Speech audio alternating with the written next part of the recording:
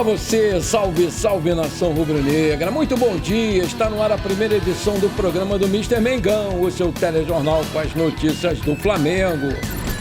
Flamengo se aproxima de valores pedidos pelo Bragantino e confia em acerto com o zagueiro Léo Ortiz. Flamengo joga mal nas duas partidas e empata. Flamengo aceita a proposta de 21,2 milhões do Botafogo por Mateuzinho. 2.200.000 reais de salário. Flamengo e Grêmio selam o futuro de Gabigol. Essas e outras você confere agora. Fica comigo até o final, porque aqui tem muito mais Flamengo pra você. O segundo e último amistoso do Flamengo nos Estados Unidos ontem contra o Orlando City terminou no empate xoxo por 1-1. Pedro fez seu terceiro gol em 3 jogos e Angulo marcou para os norte-americanos.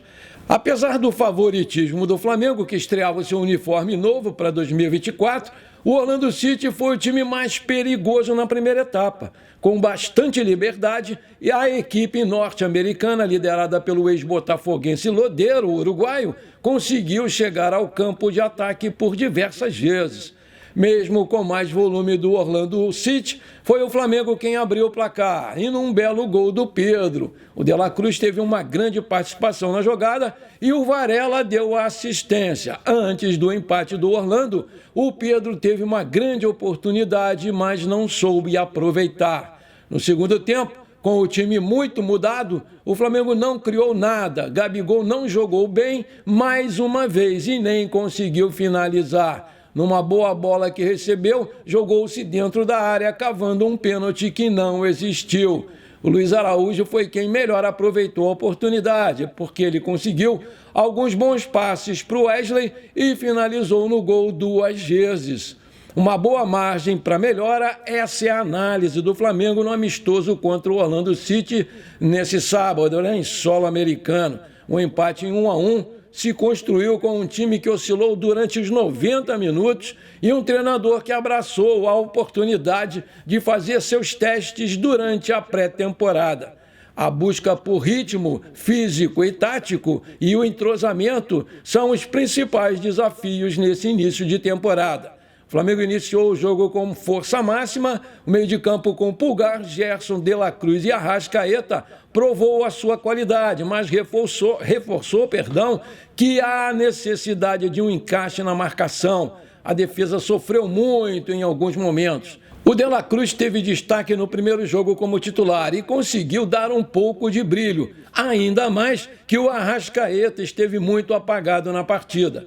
A qualidade ofensiva, mas com a dificuldade na recomposição, trouxe problemas para o Pulgar, que ficou sobrecarregado na marcação, principalmente com a liberdade dada para o Gerson para ele avançar. Os uruguaios dominaram o meio de campo com movimentações, passes rápidos e invertidas.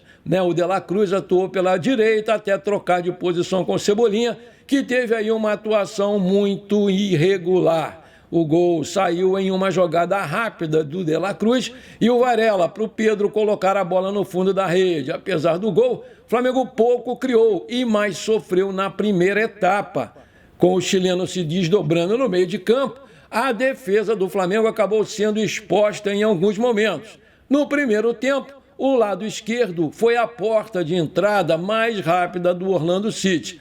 Apesar da jogada do gol ter saído pelo lado direito, depois de uma falha coletiva do setor defensivo, Varela, Pulgar e Fabrício Bruno viram o Angulo empatar numa boa tabela com o Lodeiro.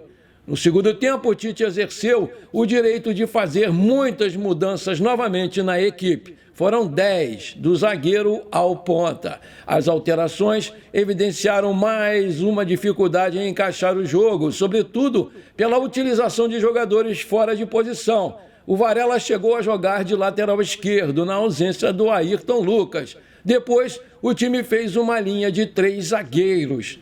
Vamos precisar aí de todos os atletas. Há um grupo que é base, que compete, 2 jogadores em cada setor. O Flamengo precisa disso, precisa de qualidade e nós procuramos dar a todos esses atletas essa oportunidade de evolução e de competição, como foi hoje, comentou o Tite na sua entrevista coletiva. A oportunidade de tantas mudanças abre um leque de possibilidades a um Flamengo que ainda tem o Carioca como laboratório nesse início de temporada. O jogo morno contra o time da MLS trouxe à tona a necessidade da busca pela solidez defensiva e a constância no ataque.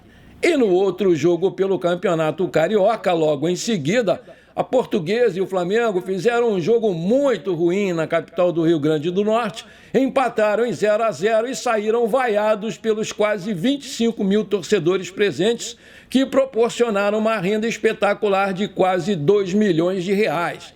Com o time reserva e repleto de garotos, o Flamengo, comandado aí pelo Mário Jorge, pouco ameaçou a equipe da Ilha do Governador. A Portuguesa, por sua vez, até chegou com alguns chutes de fora da área no primeiro tempo, mas nada que fosse de grande perigo. No fim das contas, o resultado foi até justo em Natal. O time do Flamengo estava cheio de garotos formados no ninho, mas também contou com aqueles que já têm mais experiência no time profissional, como foi o caso do goleiro Matheus Cunha, que fez boas defesas, o Mateuzinho, o Matheus França agora, o Pablo e o Thiago Maia. O goleiro quase não participou, mas quando foi exigido, defendeu muito bem as bolas. Mateuzinho tomou algumas decisões erradas, enquanto o Pablo foi seguro na defesa e até tentou ajudar a criação. Thiago Maia, por sua vez, deu um bonito passe para o Peterson no início do jogo, mas pouco contribuiu depois. Parecia desanimado. O empate mantém, por enquanto, a Portuguesa na quinta colocação do Campeonato Carioca com 7 pontos, podendo ser ultrapassada pelo Boa Vista. Já o Flamengo segue na 7ª colocação com 5 pontos e um jogo a menos, podendo ser ultrapassado pelo Madureira. Vamos dar uma olhadinha aí na tabela de classificação. Em primeiro vem o Botafogo com 9, segundo o Vasco com 7, terceiro Nova Iguaçu com 7, quarto Fluminense com 7, quinto Portuguesa com 7, sexto Boa Vista com 6, sétimo Flamengo com 5, oitavo Madureira com 3, nono Volta Redonda com 1, décimo Sampaio Correia com 1, 11º Bangu com 0 e 12º com 0 o Audax. Hoje a gente vai ter aí Madureira e Volta Redonda, Bangu e Vasco, Fluminense e Nova Iguaçu e amanhã Audax e Boa Vista.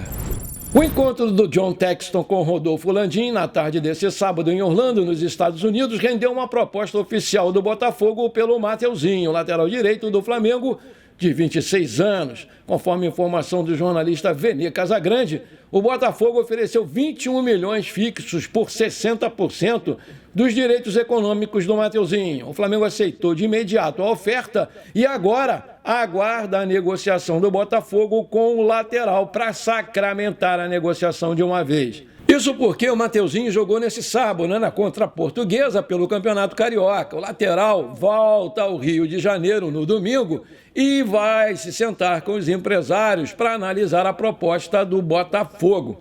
A expectativa do John Textor é de fechar a contratação do jovem ainda neste final de semana.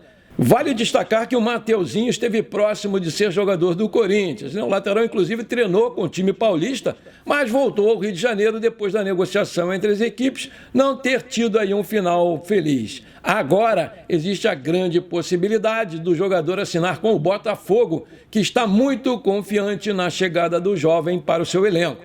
Dirigentes do Fogão vão conversar diretamente com o Mateuzinho nesse domingo e apresentar o projeto, com a intenção do lateral mudar de ideia e tirar o Corinthians como seu plano A. Um dos trunfos do Alvinegro é a rede multiclubes do John Textor, que também é dono do Crystal Palace da Inglaterra e do Lyon da França, e pode garantir um caminho mais fácil para o defensor atuar na Europa, que é o seu grande sonho. Aí eu te pergunto, você acha uma boa a venda do Mateuzinho agora? Coloca aí! Manchete: 2,2 milhões de salários. Flamengo e Grêmio selam o futuro de Gabigol?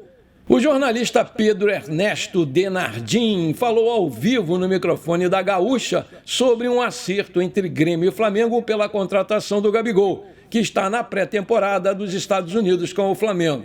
Ele afirmou com todas as letras que o Grêmio tem um acerto encaminhado para contratar o jogador. Segundo ele, o Imortal pagaria 30 milhões de reais pelo atacante do Flamengo. Além disso, o jogador receberia mais um salário de 2 milhões e 200 mil reais por mês, semelhante ao que o Suárez recebia. Sem revelar o tempo de contrato, o jornalista bancou que tinha detalhes e que estavam nos acertos finais. Aspas, a minha fonte manda dizer que há um acerto encaminhado em que o Grêmio paga 30 milhões de reais ao Flamengo e o salário do Gabigol vai ser de 2,2 milhões por mês. Só não tem o tempo de contrato, disse lá o jornalista nesse sábado. Poucas horas depois da notícia se espalhar, nas redes sociais, o próprio Pedro Ernesto, que estava narrando o jogo lá no Beira-Rio, leu uma mensagem que o presidente Guerra enviou. Aspas, eu não sei qual a sua fonte, mas eu estou realmente muito surpreso, pois eu posso te garantir que nunca aconteceu absolutamente nada pelo Gabigol, iniciou lá o presidente. Aspas, não podemos fracassar por algo que nunca tentamos. Tens a minha palavra de pai, de homem e de presidente, concluiu a mensagem do presidente do Grêmio enviada ao jornalista. Outros jornalistas informaram que a direção do Grêmio deixou claro que de uma vez por todas, que em nenhum momento conversou sobre uma contratação do Gabigol. Ele tem contrato com o Flamengo até dezembro de 2024. Maravilha, se você está curtindo o nosso programa, então não esquece, manda brasa agora no like para fortalecer o nosso canal. Se você ainda não é inscrito, bora lá, me dá essa moral, vou ficar muito feliz com você. Aperta o botão inscrever-se, aperta o sininho ali, pronto. Simples assim, você me ajudou demais, valeu. Manchete, o Flamengo se aproxima de valores pedidos pelo Bragantino e confia em acerto com Léo Ortiz. Uma das novelas mais arrastadas da janela de transferências caminha para os seus capítulos finais. Flamengo e Bragantino estão bem próximos de um acerto para negociação envolvendo o zagueiro Léo Ortiz. O Flamengo formalizou uma proposta que se aproxima dos 8,5 milhões de euros pedidos pelos paulistas, entre metas e bônus, e o zagueiro abriu mão da parte que lhe cabe para que a transação seja logo concluída. Mesmo com as conversas em curso, o zagueiro entrou em campo pelo Bragantino nesse sábado e abriu o placar da partida contra o Botafogo de Ribeirão Preto pelo Campeonato Paulista, com um gol de cabeça. A partida terminou empatada em 1-1.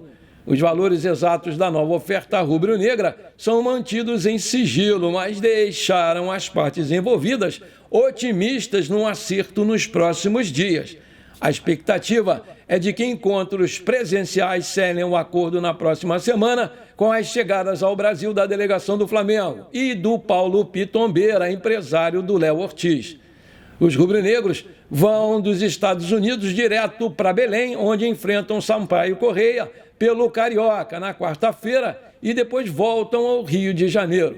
Foi Pitombeira quem conduziu as tratativas com o diretor executivo do Bragantino, Diego Serri, durante a passagem do Marcos Braz e do Spindel pela Europa para fechar a contratação do Matias Vinha. Nesse sábado, antes do empate do Flamengo com o Orlando City por 1-1, em amistoso nos Estados Unidos, o Braz admitiu que as negociações avançaram bem. No entanto, o dirigente ainda adotou um tom cauteloso. O Bragantino aceitou baixar um pouco o que vinha pedindo e o Flamengo também aceitou subir um pouco o que estava oferecendo, mas estamos caminhando. Pelo menos é o nosso entendimento, disse lá o Cartola. Inicialmente, eles pediram 12 milhões de euros. Nas últimas semanas, reduziram para 10 milhões de euros. E depois, com o posicionamento do zagueiro a respeito dos seus direitos, já aceitam concluir a transação por 8,5 milhões de euros. As negociações aconteceram até meados de janeiro, tratando dos 100% dos direitos econômicos. Mas, a partir de um determinado momento, o Léo Ortiz formalizou que abriria mão dos 25% a que tem direito pelo acerto com o Flamengo. Foi quando o Bragantino aceitou flexibilizar os valores, se aproximando de um acordo com o time carioca. No momento, a diferença entre a pedida do Bragantino e a última proposta do Flamengo é muito pequena e a discussão se dá a respeito de como fazer esse pagamento. Os cariocas não abrem mão de que haja um valor fixo e um complemento de bônus, ficando assim cláusulas por metas a serem debatidas em reuniões ao longo da próxima semana. Internamente, há um otimismo muito grande e a conclusão do negócio é tratada como questão de tempo. O nome do Léo Ortiz foi um dos primeiros nomes indicados pelo Tite e a diretoria do Flamengo, desde o primeiro momento, se posicionou de que não mediria esforços para atender o pedido do técnico. Nesse período, o clube chegou até a encaminhar a compra do zagueiro português Domingos Duarte, que está lá no Getafe da Espanha, por 3 milhões de euros. Mas esse acerto tem aí como final a contratação ou não do Léo Ortiz. Ele é o plano B. Atualmente, o Flamengo conta com 5 zagueiros no elenco principal: Fabrício Bruno, Léo Pereira, Davi Luiz, Pablo e o jovem Cleiton. Antes de terminar o nosso programa de hoje, conforme eu prometi, eu quero mandar aqueles abraços para a galera que me pediu e que está sempre aqui comigo prestigiando o nosso canal. Bora lá!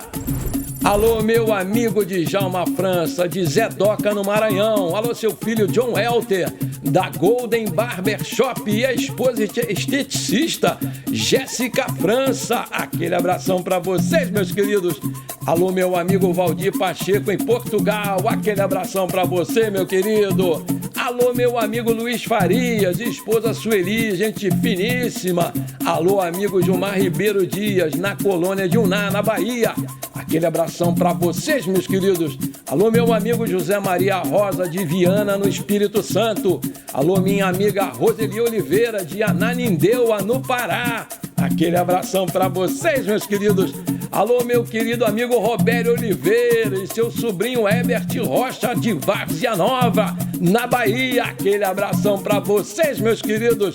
Alô, meu querido amigo, que tá sempre aqui comigo, fundou o canal comigo, Wilson Oliveira da Silva. Gente finíssima, aquele abração pra você, meu garoto. Alô, meu amigo Arnaldo Marcelo, lá da Chapadinha do Maranhão, tá sempre aqui comigo também. Alô, torcida Flachap. Alô, Orismar. Alô, Erismar. Alô, Wagner. Alô, Joane. Alô, João. Aquele abração pra vocês, meus queridos. Alô, meu amigo Luiz Antônio da Silva, de São João do Meriti, aqui no Rio de Janeiro. Alô, Fabrício. Alô, Nilo. Alô, Fabrícia. Alô, Christian. Aquele abração pra vocês, meus queridos. Alô, meu amigo Abenaldo Batista. Parabéns pelo seu aniversário, que foi ontem, meu querido. Muita saúde pra você. Muitos anos de vida, Abenaldo. Manda um pedaço desse bolo aí pra mim. Tamo junto. Bom, por enquanto foi isso, eu espero que você tenha gostado do nosso programa. Não esqueça de deixar aquele like maneiro, de comentar e principalmente de compartilhar com seus amigos e parentes flamenguistas, porque isso aí com certeza vai nos ajudar demais a crescer o canal. Um forte abraço para você que ficou comigo até aqui, muito obrigado e pra cima deles, Mengão!